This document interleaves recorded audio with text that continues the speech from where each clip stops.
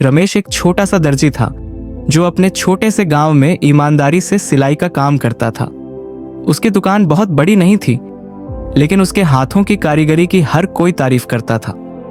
एक दिन एक अमीर व्यापारी उसकी दुकान पर आया और बोला, मुझे अपनी बेटी की शादी के लिए बहुत खास लहंगा सिलवाना है। पैसा कोई समस्या नहीं, बस तुम इसे जल्दी तैयार कर दो।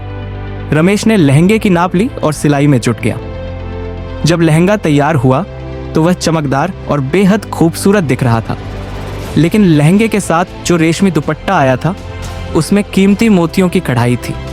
रमेश को सिलाई के दौरान एहसास हुआ कि मोतियों का एक छोटा बैग गलती से उसके कपड़ों के ढेर में रह गया है। यह बैग बहुत कीमती था और अगर वह चाहता तो इसे अपने पास रख सकता था, क्योंकि किसी को पता भी नहीं चलता। पर रमेश की ईमानदारी ने उसे ऐसा करने से रोका। वह तुरंत व्यापारी के घर गया और बोला, साहब, यह आपका सामान सिलाई के दौरान रह गया था, मुझे लगा आपको लौटा दूं। व्यापारी पहले तो चौंका, फिर उसकी आंखों में चमक आ गई। उसने कहा, रमेश, तुम्हारी ईमानदारी मुझे बहुत पसंद आई। आज के समय में इतने नेक इंसान बहुत कम मिलते हैं।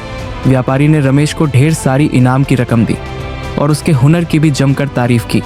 यही नहीं, उसने रमेश की दुकान को बड़ा करने में भी मदद की।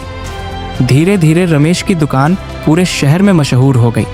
सबक: सच्चाई और ईमानदारी का फल देर से ही सही, लेकिन हमेशा मीठा होता है।